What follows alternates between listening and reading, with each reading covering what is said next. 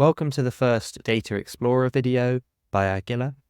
In these videos, we're going to explore some data sets on the hub, and we're going to explore them by looking at the data and looking at where the data sets came from and why the authors created them and what they can be used for. The first data set that we're going to look at is the PRISM dataset. It's by Hannah Rose Kirk and colleagues, and there's a paper published where they explain why and how they created it. And the purpose of the PRISM dataset is to offer a dataset that has diverse forms of alignment based on people from different demographics. And they created such a dataset by working in two stages. First, they asked the participants to complete surveys where they added their demographic information.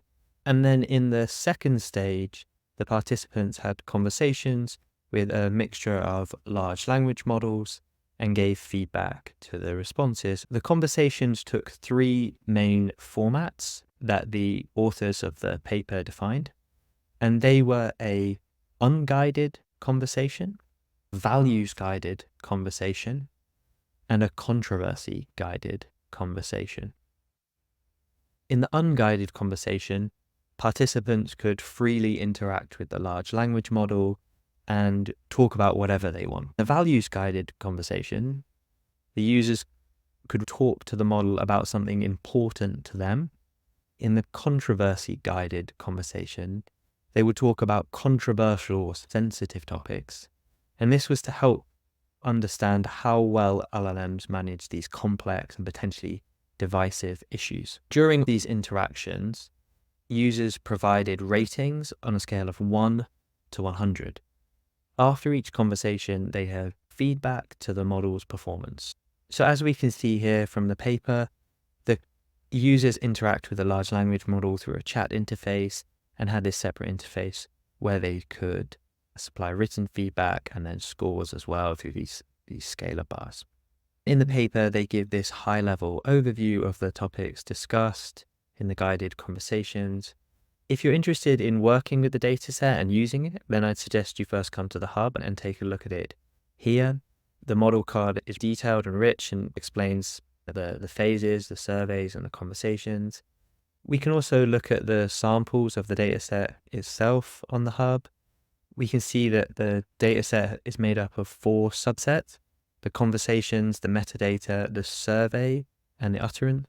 The conversations are the multi-turn conversations between the user and the model. The metadata is the data that relates to the conversation. And the survey is the data that relates to the users. And the utterances are the row-wise representation of the conversations. Okay, so what I have here is a sample of the dataset that I've pushed to Argilla. And in this example, we have the conversations represented in a chat interface that's rendered in custom HTML. And what we have here is that the user messages in blue on the right, and then the model messages in gray on the left. And we've got a reference to the model that generated this and the supplier or the source of that model. And then we've got the score of the response, and then the content of that response there. And each one is a response to this user message here. You'll see a series of responses to each one. Okay, and then on the right, we have the questions. The response rating question comes from conversations table of the dataset. I've taken the scores and I've reduced those down to between 1 and 5, just to make it easier to label. They're originally between 1 and 100. It's referred to as values. It's an average of scores, fluency, etc. And it refers to the conversation as a whole. It's useful to filter down the best conversations.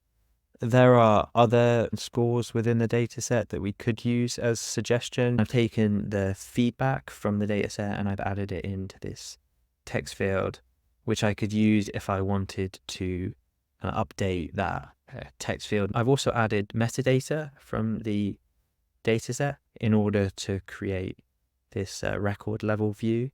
And what's cool about this is that we can then look at different attributes that are present in the metadata and we can filter on those. So we could say, let's sort that by creativity, descending. And then we could look at the most creative examples. How do I bake a moist chocolate cake? My basic view, that looks like kind of like a recipe there. This one is particularly poor, I think. Yeah, that one doesn't have any ingredients, so that's good. That's a creative recipe. It gets a really good score. And we can also filter on other attributes.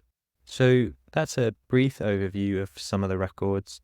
What I think is really cool about this data set and really useful about it is the mixture of models that are available here. You have some larger models from services, proprietary models, and then you have a mixture of open source models of different sizes. And the other thing that I think is useful is definitely the metadata.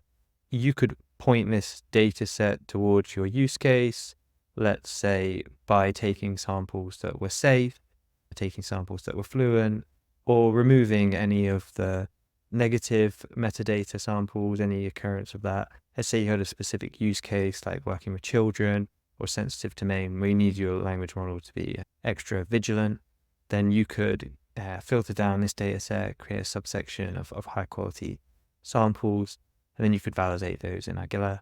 You could also use the main score here to filter those down.